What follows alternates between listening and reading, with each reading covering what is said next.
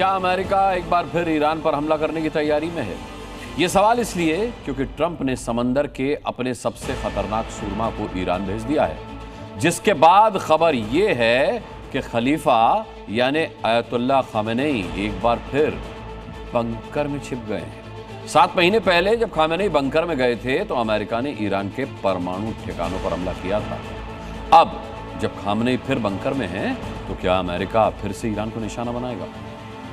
अमेरिकी नौसेना का एक बेड़ा खाड़ी की ओर बढ़ रहा है। ट्रंप ने अपना एयरक्राफ्ट कैरियर और वॉरशिप ईरान भेजे। अमेरिका के लड़ाकू विमान भी हवा में उड़ान भर रहे हैं। क्या ट्रंप फिर से ईरान पर हमला करने वाले हैं? ये सवाल इसलिए क्योंकि ईरान ने अमेरिका के उन दावों को खारिज किया है जिसमें 800 प्रदर्शनकारियों की फांसी रोकने की बात कही गई थी। ईरान ने साफ साफ कहा है कि 800 प्रदर्शनकारियों की फांसी को लेकर किया जा रहा अमेरिका का दावा पूरी तरह से झूठ है। ऐसी कोई संख्या मौजूद नहीं है, न ही न्यायपालिका ने कोई निर्णय लिया है। ईरान की कोई भी संस्था विदेशी ताकतों के निर्देश नहीं मानती। अमेरिकी राष्ट्रपति ट्रंप ने कुछ वक्त पहले दावा किया था कि उनके दबाव में ईरान ने 800 प्रदर्शनकारियों की फांसी टाल दी है। अब इस दावे को ईरान की ओर से खारिज किए जाने के बाद ईरान के खिलाफ अमेरिकी कार्रवाई की आशंका तेज हो गई है। अमेरिकी aircraft carrier USS Abraham Lincoln और उसके जहाजों के स्ट्राइक ग्रुप को दक्षिण चीन सागर में युद्धाभ्यास से ईरान की ओर मोड़ने का आदेश दिया गया था।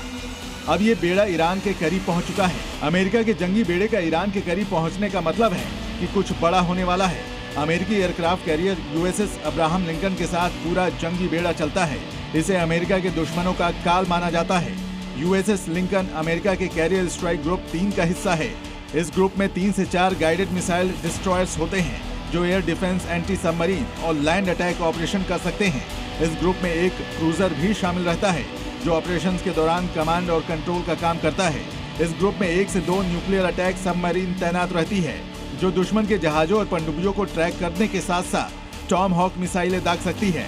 लॉजिस्टिक सपोर्ट के लिए 1 से 2 सपोर्ट जहाज भी साथ चलते हैं। USS लिंकन पर 80 से 90 फाइटर जेट हर वक्त तैनात रहते हैं। हवा, समंदर और जमीनी तीनों ठिकानों पर एक साथ हमला कर सकता है। इसीलिए कहा जाता है कि यह युद्धपोत अकेले ही ईरान की पूरी सेना को धूल चटा सकता है। ट्रंप ने फिर दोहराया है कि अगर 800 प्रदर्शनकारियों को फांसी दी गई तो ईरान के साथ बहुत बुरा होगा। ट्रंप का ताजा बयान इशारा दे रहा है कि मिडिल ईस्ट में हालात बिगड़ने वाले हैं। अमेरिका से तनाव के बीच आयतुल्लाह अली खामेनेई फिर अंडरग्राउंड हो गए हैं। खामेनेई ने पिछले 7 महीने में दूसरी बार ऐसा कदम उठाया है।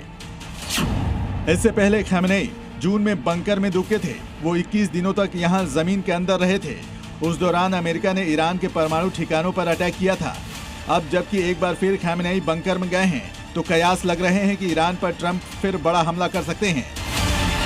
कुल मिलाकर अमेरिका और ईरान के बीच चल रही तनातनी ने मिडिल ईस्ट ही नहीं बल्कि पूरी दुनिया में जंग का नया मोर्चा खुलने की आहट तेज कर दी है। ब्यूरो रिपोर्ट, जी मीडिया।